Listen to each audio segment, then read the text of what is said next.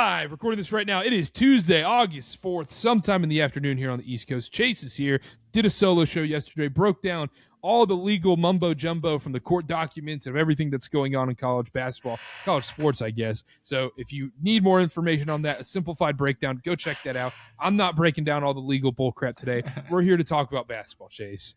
Yeah, I mean, Karter went full lawyer. I mean, you should really go give that one a listen. He put a lot into that and broke it down pretty well for you guys.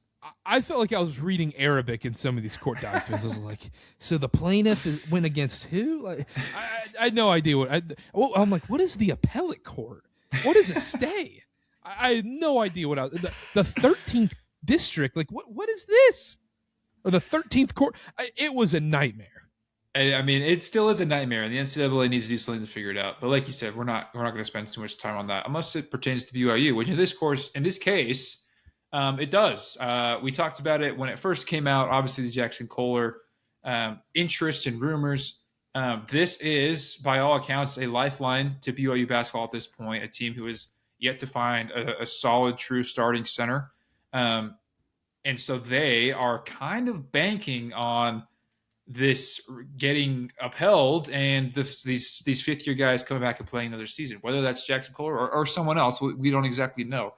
But this is kind of their best bet at being the best basketball team they could be at this point. So if you're BYU and you're a BYU fan, you better be hoping for, as dumb as it may seem, for this season only maybe. Let's hope that these guys can get another year of eligibility.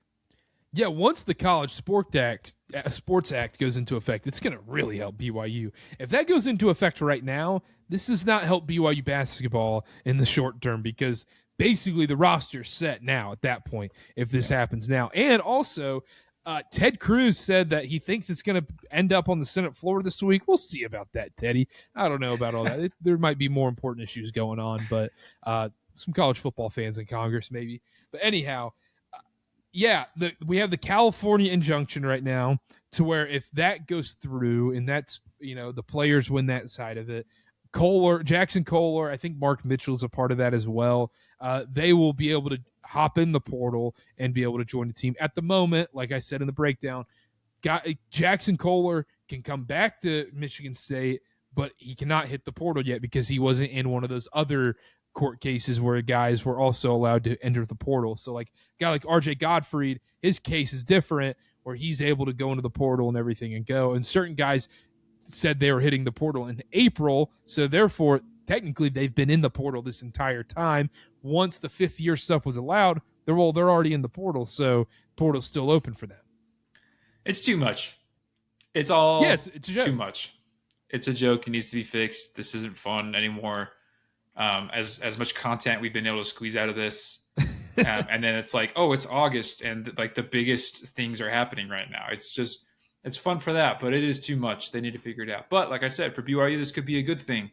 And if Jaxon Kohler does get another year of eligibility and he does choose BYU, then you start to really see what this team is looking like. Then you start to see the direction they're going. And then we can really start to talk about the expectations for this squad, Karter. Yeah, and let's get into that real quick. Jaxon Kohler, not much has changed in the recruitment of this right now because not a lot. It's going to move quickly in the sense of once the California injunction case and all that stuff is taken care of, I would imagine Jaxon Kohler commits to a school very, very quickly after that happens. And I'm sure his recruitment is winding down. He's probably already figured out at this point where he wants to play college basketball next, just needs this court case ruling. And according to Rothstein, it was down to Kentucky, Kansas, BYU, maybe a return to Michigan State. His dad said Alabama was in the mix. But once again, it really does feel like it's a battle between Kentucky, BYU, Kansas, maybe. My issue with all of this is there were some reports coming out that he might demand up to $3 to $4 million, and I touched on this yesterday. But Chase, like, who on earth has $3 to $4 million to spend in August right now at this point? I can think of one team who hasn't spent big on a center at all, and that is the only team probably in college basketball, BYU. Now, I don't know BYU's finances, and that was mostly a joke. Yeah, but 3 to 4, like my argument was if you had 3 to 4 million prior, he probably would have gotten someone earlier in the process.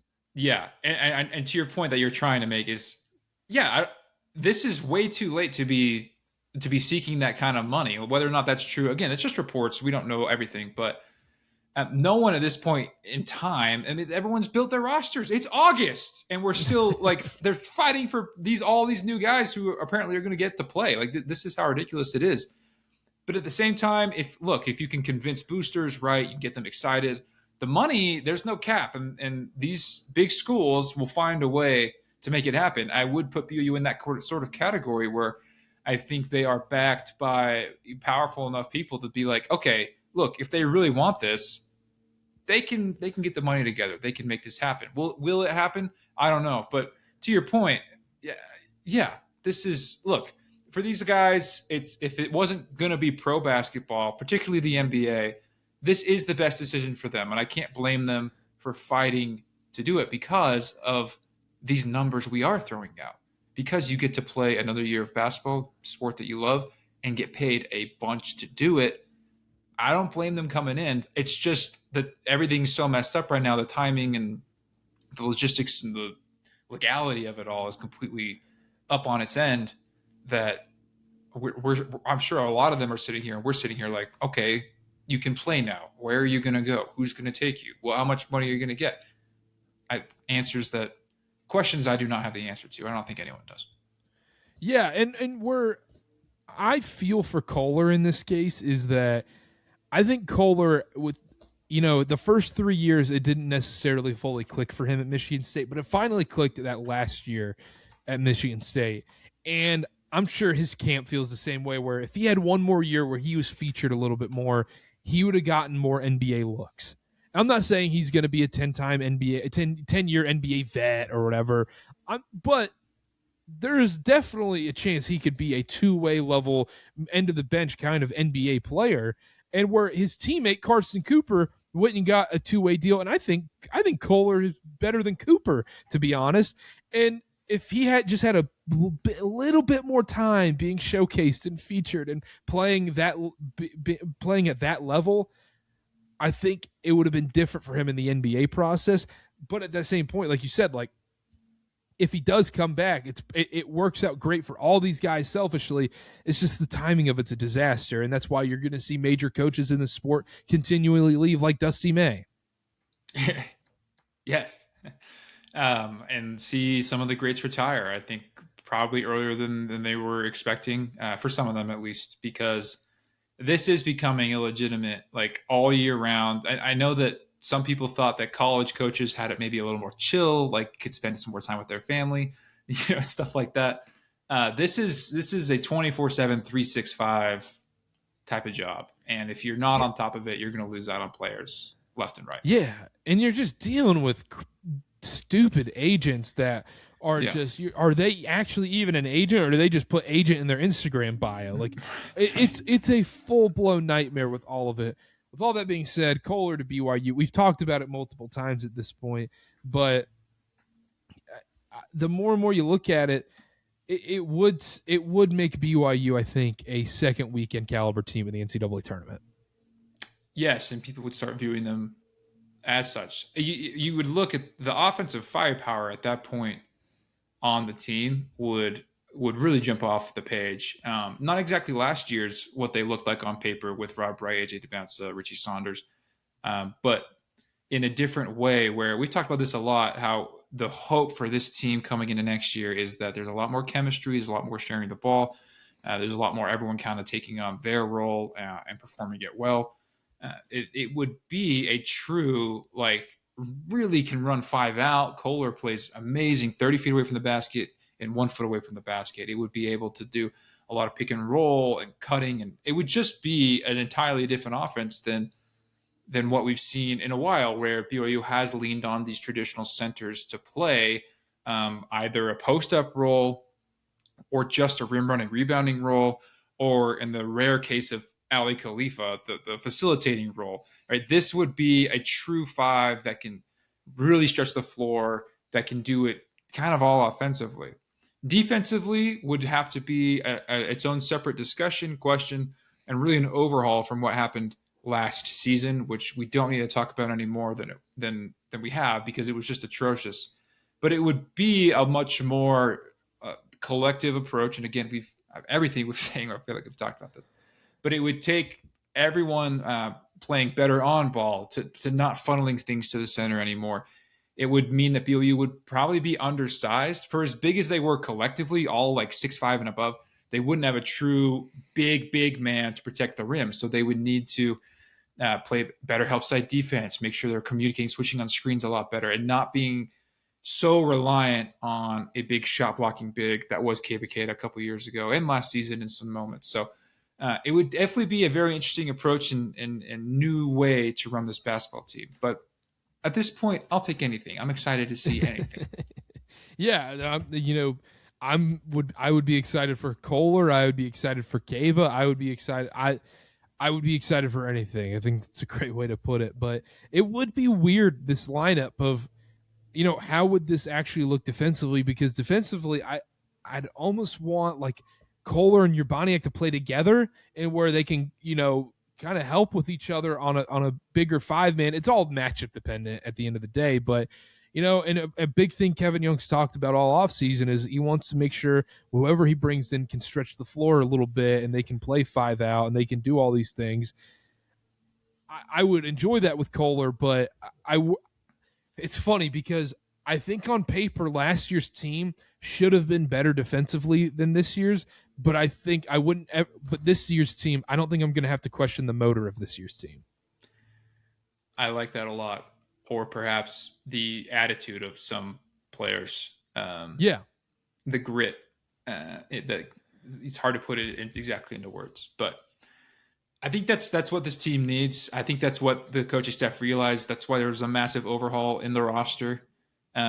Just a fresh scent of chemistry, of commitment. Hey, look, man, they've been doing a lot of off-season activities and that I've seen on social media. We didn't see a lot of that last year. I mean, these guys are out here. I mean, it's not like an exclusive Young Boy concert. No, yeah. I mean, everyone is invited to go float the Provo River. It's not the Young Boy concert. They're doing like the Amazing Race. I haven't seen them do content like this in the offseason before, but team bonding, I guess. I'm here for it. Yeah, anything to make the chemistry better than what it was last year. How many times did we say last year? This whole team needs to like go get locked in a cabin for three days. Yes. Like, they're doing it. They're doing the off the court bonding. So I like it. How would you feel about Keba versus Kohler coming back? It's a very interesting conversation because the very different styles, like I kind of laid out with Kohler, and obviously Keba we've seen before, a familiar face. Keba obviously had a weird season last year. Don't know exactly what happened. Early injury that we didn't have a ton of info on. Seemed to linger in spots. Obviously lost a lot of playing time, whether that was because of the roster addition at center or just whatever else was going on. We don't really know. I just felt like the sun had set on Keba's time at BYU, and it was beautiful, and it will be remembered very fondly. Is probably the most athletic guy to play for BYU basketball, and just insane blocks and some really awesome moments. And so I really feel like the coaching staff probably felt the same way, and we're prepared and ready to move on without him. So at this point, I would choose Kohler if that was an option in the world, if you had to do A or B. But Keba's not a bad backup option. He knows BYU very well. The coaching staff knows him. If he could get back to 2 years ago, Keba, then you'd really be cooking defensively, and you could really have some fun conversations about what this team is going to look like. The thing is, it's been so long, and what I saw last year wasn't exactly the Keba we remember. Yeah, and I can go with more of a cop-out answer, but I think it's the right answer that whatever this staff decides, if Keba is available and whether they decide to bring him back or pass up on him, I trust the staff's judgment on that one because nobody had a better look at him than last year. They would know exactly what's going on, whatever it might have been, injury-related or confidence, whatever it may have been.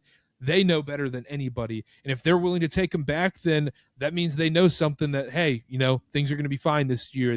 They know it's not as serious. If they say, oh, we're good, we're going to pass, it's been fun, great career at BYU. Thank you for everything you've done. I would trust the staff's judgment on it because I feel like there's such an unknown behind what's going on. 100%. And that's kind of where I've landed, and it is a cop out a little bit, but I trust the staff. They'll make the right decision. Yeah, and also he hasn't even indicated like he wants to play college basketball or anything. Like usually you have all these guys right now, Darren Williams, RJ Godfrey, Jaxon Kohler, all these guys are like, I got to figure out how to get back on a team and do X, Y, and Z. It feels like we said this off the air, but it feels like we're just going to be sitting here randomly on like a Wednesday afternoon. It's, oh, Keba announced he's returning. Oh, cool. All right, sounds good. Like announce on Instagram he's back. Yeah. That's how it would happen. I mean, he also is having a pretty impressive like summer for the Indiana Pacers. Like we've seen some great clips of him summer league and heard some good things. Maybe that's part of the reason, or maybe not. The fact that he has looked good does make me want him to look back a little bit more, right? Because if he has maybe figured some things out and he's healthy again and he is back to his old ways, maybe we'll take him. I don't know. We'll see what happens. Yeah, it's and we say this all the time, but true, like genuinely, I would just trust the staff on this one if they want to keep it back, and if they're saying let's bring him back and everything, that means things are positive, and also if you get 24-25 Keba back, you're cooking with this team. Yeah, you think about Rob Wright with a true rim running center. Talk about how big they are from 2 to 4. We talked about these guys at 4, how different they can be. We have Tyler Betsy, the shooter. We have Hadim Boop if they want to go really defensive and rebounding. Jake Wallin if they want to do really scrappy and what he can do there. It would be an extremely well-balanced team at that point. And you could talk about defensively. Look, if Keba can protect the rim, play 25 minutes a game, then – yeah, you're really back on track, and we're having fun conversations. So, and I don't want this to. I know I said Keba versus Kohler, but there are parts of Keba where I'm like, I in some ways, if I know, like, let's say you knew you were getting, 24-25 Keba back. Who are you choosing at this point? Are you still taking Kohler over Keba? Because I feel like this team needs that rim running defensive anchor. And I feel like at this point, you're getting a lot from the offensive end. That's a great question. Because you're absolutely right. Like that, he balances out the team more. But Kohler's offensive game, the 3-point shooting, I mean, like 35% from beyond the arc and the 15 points a game is so alluring. That's an amazing question that I refuse to answer. Oh, give me. No, I would take Keba at that point. I would take Keba. Does it make a difference that Kohler averaged 39% on 4.5 attempts from 3? I mean, oh my gosh. 9 rebounds a game. How do you say no to that? 12.5 blocks in the Big Ten playing with Tom Izzo, where it would look. How many of Tom Izzo's guys have averaged close to 20 a game ever? No, you don't. It's a very balanced scoring approach with Tom Izzo. You've convinced me. I'm taking Kohler. I genuinely don't know where I would go with this one. I think it's fascinating. I would go with Kohler just because what you feel like you might have with Urbaniak can be a smaller version of what you might have been getting with Keba, and so. You can't get a Kohler. It's a riskier move. It's higher ceiling, but lower floor. Keba's the safe, responsible choice. I feel like. Yeah. If you're getting that version. Yeah. That's the stipulation in this argument. As of right now, as it stands, we said who we choose, but it's a great question. Great question. Yeah. Wow. I said it yesterday, though. I am a little bit worried about Kentucky in this recruitment because they had a bunch of money set aside for Costa Rica, who ended up signing with UCLA, international guy. And so if they had the money for Costa Rica, they clearly have this money left over. And that's why it makes sense to me why it's down to BYU, Kentucky, where Kansas wasn't really in the mix for, any of those international guys late. Now, I'm sure you can always go back to donors and be like, hey, fork up some more money. We need this guy. Then, you can get the money that way. And also, if you're BYU, you're probably doing the same thing because you can convince donors, say, hey, you want a kid coming home, the LDS guy, who's an awesome player in an exact role we need, pay up. Yeah, easy sell. Easy sell, for sure. So we'll see what happens, man. We want something to happen. I don't think he'd be too bad in Pope's system, if we're being honest. But if he wants to be featured, I think you want to be on BYU. Get out of here. This isn't a Kentucky podcast. All right, he's going to shoot a ton of threes if he goes with Mark. That whole team will shoot a ton. That's all they're going to do. Yeah, that's what's going to be weird about Kentucky is like their guard play. They're not prolific 3-point shooters, but and let's say they brought in Kohler. It's like Kohler and Momcilovic are just putting up 15 threes a game.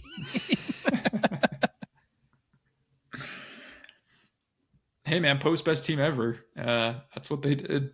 They just let it fly. Yeah. And so we'll see. That's gonna be fascinating to see where he goes. Last thing, and then we'll get out of here. And if there's a news drop, Kohler commits to BYU, Keba returns, whatever it may be, we'll be here to do an instant reaction on it. So don't be alarmed. And also make sure to follow and subscribe to the Church Ball YouTube channel as well. Anyhow, last thing, and then we'll get out of here. Top recruit, AJ Williams in the 2028 class. He's number 1 overall recruit, has reclassed to 27. Depending on what outlet you're looking at, he can be anywhere from 1 to 4 as the best player in the 2027 recruiting class. And as I've alluded to before, BYU is heavily linked to AJ Williams, and Bruce Branch did the same thing. Exact same thing. Now, is this exactly correlated? I'm not 100% sure. It's just a little deja vu-y. Yeah.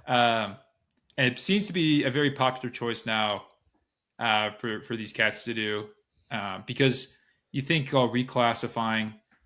He's not going to be underaged as a freshman. He's going to be what a typical college freshman is going to be. That's how they roll. That's what always cracks me up. It's like they reclass. It's like, well, they probably did like 7th grade twice, and just to make sure they're awesome at basketball.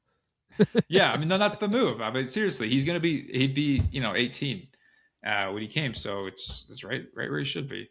But obviously, there's 2 ways to look at this. We kind of say this every time, but it just feels so good to be in on these massive guys, 5-star recruits, top 3, top 5, top 10 players in the class. BYU really has turned a leaf recruiting wise. This is beyond anything I could have imagined 5 years ago for this program. And so I'm very pleased with what they've been doing on the court. You always want to see improvement in certain ways, but this really could not be much better for BYU. For BYU, I'm saying. So this is great. See them in the mix for yet another guy. Yep, and if you can answer the 2 golden questions of recruiting, you're gonna be in the door with every single recruit. Is how can I get to the league, and how much are you going to pay me? And BYU is typically really good at answering both of those questions, and and they've done it with different type of NBA prospects. It's not like when Mizzou had or when Washington had Markel Fultz. It's like, okay, well, you had Markel Fultz. They had some other guys filter in there, like McDaniels and whatnot. But like, it wasn't. Those guys were already at that elite talent. It kind of didn't matter where they went. AJ DeBansa is another player where if AJ goes to Carolina or Alabama, AJ's still probably going number 1 in the draft. That's just how good AJ was. Yeah. But and BYU obviously didn't hurt his chances of going number 1 overall in a loaded class for that matter. But then you look at a guy like Yegor. If Yegor goes elsewhere in a different system, I don't think Yegor's going 8th in the NBA draft. I think he hit his peak in college by going to BYU. And then you have another example of Richie where you develop him and then you get him to this point where even as an older player, which NBA GMs absolutely hate, guess what? He still went, 2nd pick of the 2nd round? With a torn ACL. With a torn ACL. Yeah. Like if he wasn't on a torn ACL, that's a bona fide 1st-round pick right there. Yeah. Yeah, you're absolutely right. So BYU's got that part down really, really well. Yeah. And right now his recruitment, I think Tipton put out the list of it's all the blue bloods and everyone you'd expect. I think this ends up coming down to BYU, Duke, Arkansas, and Georgia. And I think AJ, it wants to be in more of a featured role going into his college career, and who better to offer that than BYU? Georgia can also really offer that. Calipari obviously has sent a billion dudes to the NBA, and Duke's Duke, as we know. But if you're going to Duke, you're accepting a bit of a role a bit, and I don't know if that's necessarily what he wants, but we'll see. This stuff changes quickly. And I'm sure a lot more stuff will come out as the decision gets closer. You hear the rumors. If you don't know this kid, 6'8", about small forward, probably can play combo guard too, if you'd like. Very pretty shot. A lot of mid-range stuff. Kind of the norm, the modern, up and coming player. Scores from all three levels. Very ball dominant. And from what you see, again, he's on these circuits where he is the guy, right? He's the best player in the gym. So some from the highlights you can gather so much, but. Very crafty, excels in just shooting over people, creating space, finishing from that 15-foot range, which is a luxury skill in basketball in general, but especially at that age. Definitely an offensive guru. Yeah, absolutely. Anything else before we go? Get me to football season. Holy cow. The World Cup. Thank you, brother. That was amazing. But we're in it now. We need something bad. I know I think it's been a little over 2 weeks since the World Cup final, and we're still like 4 weeks away from football.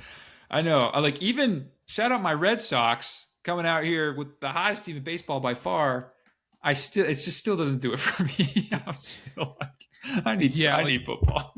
You can only play so much golf, and then you're like, well, it's dark outside. What do I do? And then, watch some great movies. I guess it has been a good year of movies. Yeah, it's been some solid movies. That's fair at least, but that's 3 hours. Like I need football. We got the Hall of Fame game on Thursday. Like, yeah, I'm gonna root on the Panthers against Keaton Slovis and the Cardinals. I'm excited about that. I mean, it could be the perfect way to start off the season, right? For your Carolina Panthers. I know. This could be the season.